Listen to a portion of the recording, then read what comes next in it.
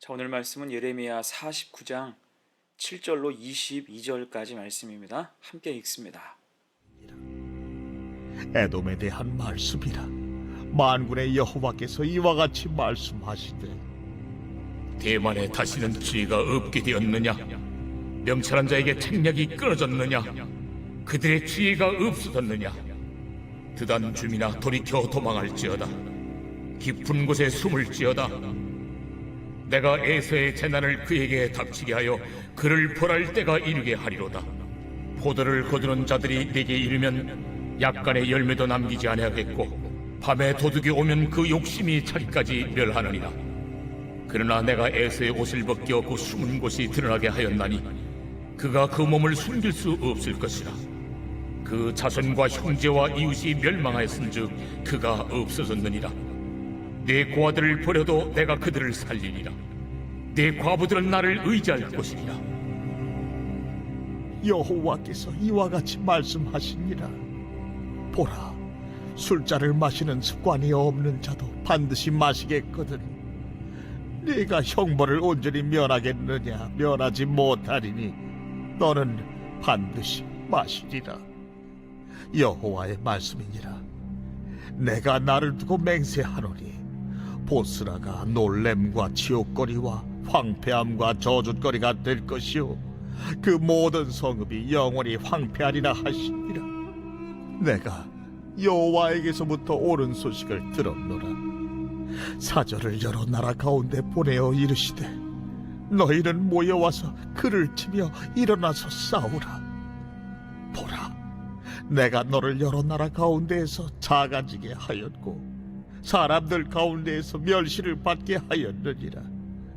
바위 틈에 살며 산 꼭대기를 점령한 자여, 스스로 두려운 자인 줄로 여김과 내 마음의 교만이 너를 속였도다. 내가 독수리같이 보금자리를 높은 데에 지었을지라도 내가 그리로부터 너를 끌어내리리라. 이는 여호와의 말씀이니라. 에돔이 공포의 대상이 되리니 그리로 지나는 자마다 놀라며 그 모든 재앙으로 말미암아 탄식하리로다. 여호와께서 말씀하시니라. 소돔과 고모라와 그 이웃 성읍들이 멸망한 것 같이 거기에 사는 사람이 없으며 그 가운데 머물러 살 사람이 아무도 없으리라. 보라, 사자가 요단강의 깊은 숲에서 나타나듯이 그가 와서 견고한 처소를 칠 것이라. 내가 즉시 그들을 거기에서 쫓아내고 택한 자를 내가 그 위에 세우리니 나와 같은 자 누구며 나와 더불어 다툴 자 누구며 내 앞에 설 목자가 누구냐? 그런즉 에돔에 대한 여호와의 의도와 대만 주민에 대하여 결심하신 여호와의 계획을 들으라. 양떼의 어린 것들을 그들이 반드시 끌고 다니며 괴롭히고 그 처소로 황폐하게 하지 않으리라. 그들이 넘어지는 소리에 땅이 진동하며 그가 부르짖는 소리는 홍해에 들리리라. 보라, 원수가 독수리같이 날아와서 그의 날개를 보스라 위에 펴는 그 날에 에돔 용사의 마음이 진통하는 여인같이 되리라 하시니라. 역사의 반복이라는 제목으로 말씀 증거합니다. 오늘은 에돔에 대한 심판 예언의 말씀이에요. 에돔은 사해 주변 요르단 사막 지역에 살던 족속입니다. 에돔은 쉽게 말해서 에서의 후손들이죠. 이때 에돔은 에서의 별명이었습니다. 창세기 25장 30절이에요. 야곱에게 이르되 내가 피곤하니 그 붉은 것을 내가 먹게 하라 한지라. 그러므로 에서의 별명은 에돔이더라. 붓다라는 뜻이 곧 에돔이겠죠. 야곱의 후손이 이스라엘이 된 것 같이 에서의 후손은 그래서 에돔이 됐습니다. 둘은 형제 국가인 셈이에요. 하지만 그 가는 길이 전혀 달랐어요. 그러면 오늘 본문이 적시하고 있는 에돔의 죄와 허물은 무엇일까? 두 가지로 생각을 해봅니다. 첫 번째, 지혜를 의지했습니다. 7절입니다. 여호와께서 이와 같이 말씀하시되 대만에 다시는 지혜가 없게 되었느냐? 명철한 자에게 책략이 끊어졌느냐? 그들의 지혜가 없어졌느냐? 에돔의 도시인 대만은 지혜와 철학으로 유명했습니다. 암몬과 같은 좋은 환경은 없었지만 그들은 지혜와 책략이 있었어요. 세상 지혜가 가득한 곳이 에돔이었습니다. 그래서 에돔의 역사를 보면 지혜와 새치혀를 사용하는 장면들을 여럿 볼 수가 있습니다.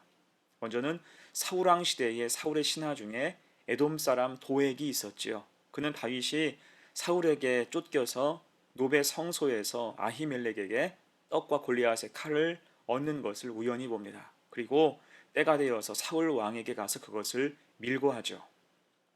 사무엘상 22장 9절 이하의 말씀입니다. 그때에 에돔 사람 도액이 사울의 신하 중에 섰더니 대답하이로되 이새의 아들이 노베 와서 아히두베 아들 아히멜렉에게 이른 것을 내가 보았는데 아히멜렉이 그를 위하여 여호와께 묻고 그에게 음식도 주고 블레셋 사람 골리앗의 칼도 주더이다.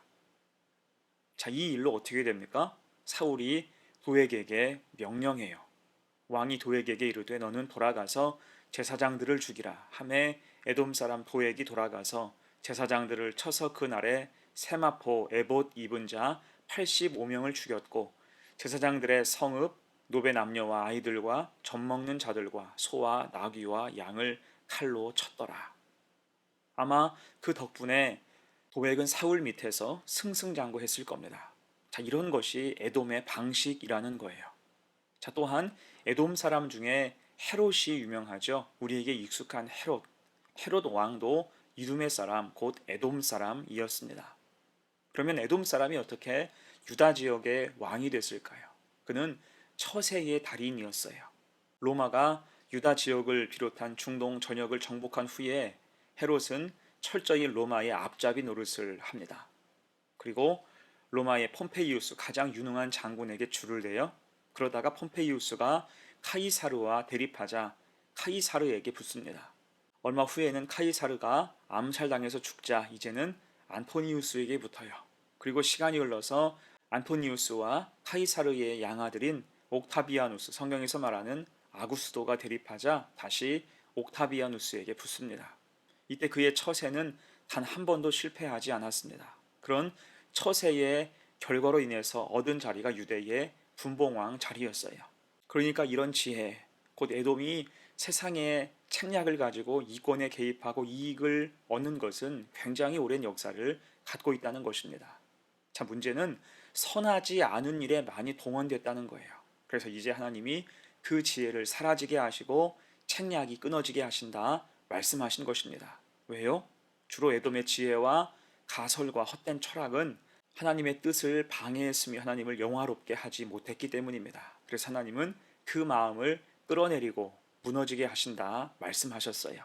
16절 봅니다.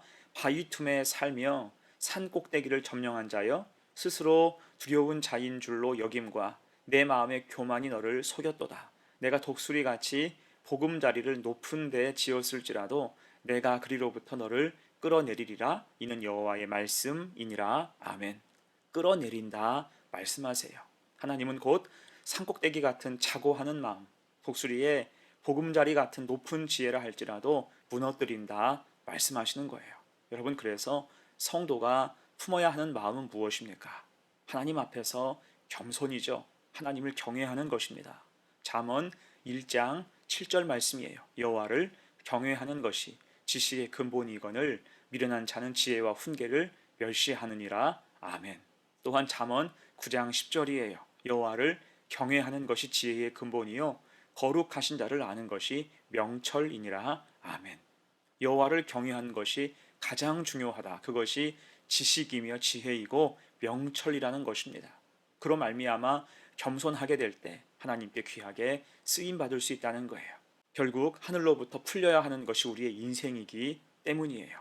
내 지혜, 경험, 물질이 전부가 아니라는 것입니다. 그 하나님의 뜻을 기억하고 늘 하나님과 동행하는 지혜로운 성도가 되시기를 간절히 축원합니다. 아멘. 두 번째예요. 에돔의 심판 이유 두 번째, 방탕과 활락 때문입니다. 12절 13절 보세요. 여호와께서 이와 같이 말씀하시니라. 보라, 술잔을 마시는 습관이 없는 자도 반드시 마시겠거든 내가 형벌을 온전히 면하겠느냐. 면하지 못하리니 너는 반드시 마시리라. 여호와의 말씀이니라. 내가 나를 두고 맹세하노니 보스라가 놀램과 치욕거리와 황폐함과 저주거리가 될 것이요 그 모든 성읍이 영원히 황폐하리라 하시니라. 아멘. 지금 하나님은 이 말씀을 통해서 주정뱅이 같은 에돔의 현실을 꼬집고 계신 것입니다. 결국 그들은 평소 술 마시는 습관처럼 진노의 잔을 먹게 될 것을 말씀하시는 거예요. 자, 실제로 보스라라는 도시는 에돔의 수도였지요. 7절에 대만, 8절에 드단과 함께 환락의 도시이면서 포도주에 취한 도시였습니다. 이렇게 술에 취했을 때 동시에 오는 것이 무엇일까요? 그것은 방탕함이죠. 성경을 보면 늘 술 취함과 방탕함은 묶여서 나옵니다. 또한 술 취함과 방탕함이 있는 곳에 세상에 환락이 있고 음행이 있고 동성애가 가득했어요. 그리고 이 모든 것 뒤에는 우상 숭배가 있었습니다. 자, 당시 최고의 축제는 우상의 제사절이었죠. 그때는 도시 전체가 마비될 정도로 환락과 방탕함이 극에 달했습니다. 에돔의 모습이 그와 같았다는 거예요. 에돔은 그 속에서 취해 살았다는 것입니다. 결국 하나님은 거기에 대한 심판을 말씀하세요. 18절입니다. 여호와께서 말씀하시니라. 소돔과 고모라와 그 이웃 성읍들이 멸망한 것 같이 거기에 사는 사람이 없으며 그 가운데 머물러 살 사람이 아무도 없으리라. 아멘. 하나님은 소돔과 고모라를 빗대서 에돔의 심판을 설명하십니다. 여러분, 소돔과 고모라가 왜 망했습니까? 방탕과 향락 때문에 망했어요. 그뿐만 아니라 그들은 고아와 과부와 나그네를 박대하고 학대했습니다. 심지어 천사도 학대했죠. 선한 것이 그 땅에 하나도 없었습니다. 우상 숭배와 동성애가 들끓었어요. 이에 하나님이 그 도시를 치신 것입니다. 오늘 본문도 마찬가지예요. 철저한 심판, 에돔을 향한 심판을 말씀하시죠. 19절입니다. 보라, 사자가 요단강의 깊은 숲에서 나타나듯이 그가 와서 견고한 처소를 칠 것이라. 내가 즉시 그들을 거기에서 쫓아내고 택한 자를 내가 그 위에 세우리니 나와 같은 자 누구며 나와 더불어 다툴 자 누구며 내 앞에 설 목자가 누구냐. 그들이 넘어지는 소리에 땅이 진동하며 그가 부르짖는 소리는 홍해에 들리리라. 아멘. 아무도 말릴 수 없다는 것입니다. 여러분, 그래서 방탕은 하나님과 멀어질 때 생기는 삶의 모습이에요. 환락은 은혜 대신 쾌락을 구하는 것입니다. 성도는 그래서 술 취함과 방탕과 환락을 멀리해야 돼요. 순결하고 진실하게 오직 하나님만 섬기며 사는 복된 성도 되시기를 간절히 축원합니다. 아멘. 이제 말씀을 마무리합니다. 오늘 에돔은 이스라엘의 형제 국가이면서도 그 길은 아주 달랐어요. 그 옛날 에서가 그랬듯이 세상을 의지하고 지혜를 의지하고 사람을 의지했지요. 그 속에 도사리는 악이 있었고 넘치는 죄가 있었으며 술 취함과 방탕함이 가득했습니다. 분명한 것, 이것들은 하나님이 싫어하시는 일이었습니다.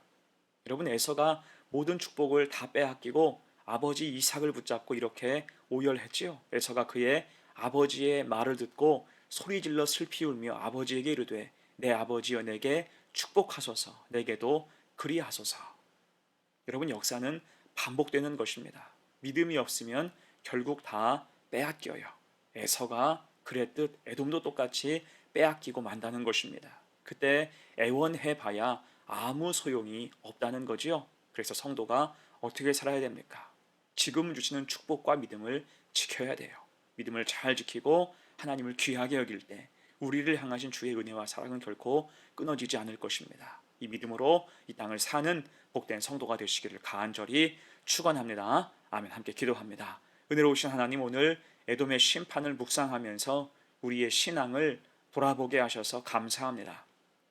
말씀으로 무장할 때 세상의 지혜를 의지하지 않게 하옵소서. 온전한 믿음으로 살아갈 때 방탕과 환란에 빠지지 않게 하옵소서. 믿음을 잘 지키고 하나님 말씀으로 인해 복을 받는 성도가 되게 하옵소서. 감사드리며 예수님의 이름으로 기도하옵나이다. 아멘.